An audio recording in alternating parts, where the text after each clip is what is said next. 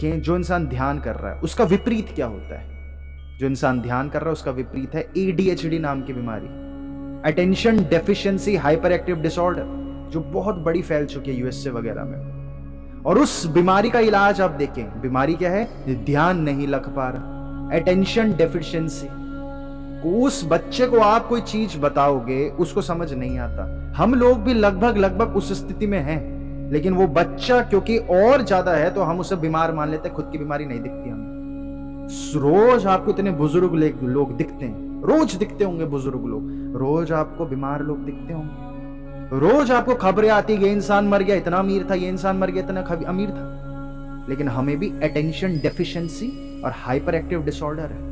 हमें अटेंशन नहीं लग रही उस पर, हमें लगता है हाँ बेचारा बहुत अच्छा था मर गया, लेकिन तभी नोटिफिकेशन आ जाएगी हमें भागना पड़ जाएगा। अटेंशन डेफिशिएंसी हमें भी है, क्योंकि इस अटेंशन को बरकरार रखने के लिए हमें ऊर्जाएं चाहिए, क्योंकि शुरुआत में हमें तो रेजिस्ट करना पड़ रहा है, हमारे हैबिट नहीं है ना ध्यान में रहने की। तो उन ऊर्जाओं को पैदा करने के लिए ये जो अटेंशन डेफिशिएंसी की बीमारी है, वो वैज्ञानिक क्या करते हैं कि इसके अटेंशन सही कर दी जाए। कैसे करते होंगे उसको ट्रीट? आप ये तो जानते हैं कि एलोपैथी में इसका किसी भी चीज का इलाज नहीं है, तो वो लोग एक दवाई देते हैं एडरॉल।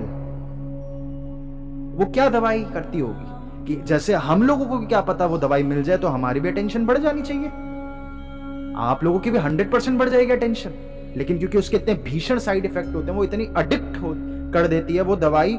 दुनिया का जो सबसे ज्यादा एडिक्टिव ड्रग सब्सटेंस है वो वही दवाई है एडरॉल। ये क्रिस्टल मेथ और एडरॉल ये दोनों सेम चीजें होती हैं। उससे ज्यादा एडिक्शन वाली कोई भी सब्सटेंस इस वक्त पृथ्वी पर एटलीस्ट मेन स्ट्रीम मीडिया में या जनता के सामने एग्जिस्ट नहीं करता। वो छोटे बच्चों को दी जाती है। अगर आप लोग भी वो लोग हैं तो आपका भी भटकन शांत हो जाएगी, लेकिन वो साइड इफेक्ट्स की वजह से नहीं दी जाती। करती क्या होगी वो दवाई? वो दवाई आपके मस्तिष्क की क्षमताएं बढ़ाती है। एक तरीके से वो कॉफी का काम करती है।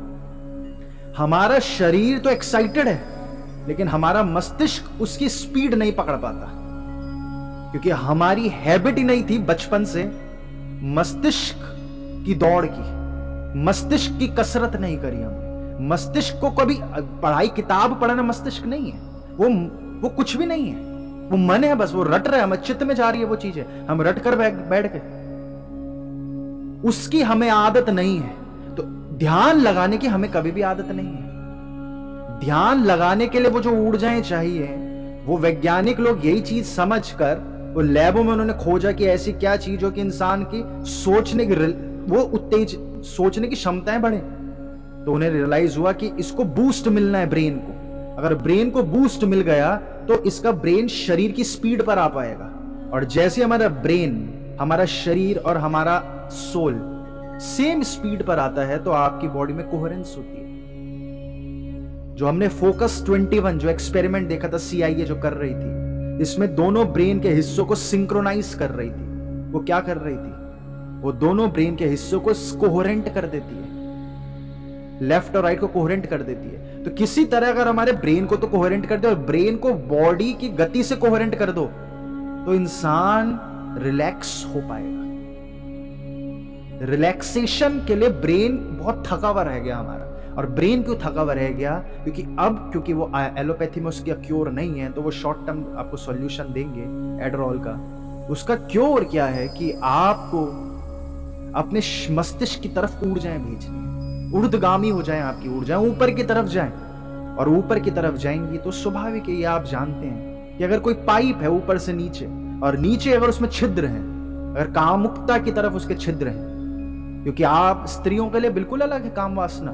स्त्रियों के लिए काम वासना हृदय का खेल है, उनकी हृदय की ऊर्जाएं लगती है। पुरुषों के लिए बिल्कुल अलग है। इसके ऊपर बहुत बड़ा विज्ञान है और इसके ऊपर आप और गहराई से जानना चाहिए।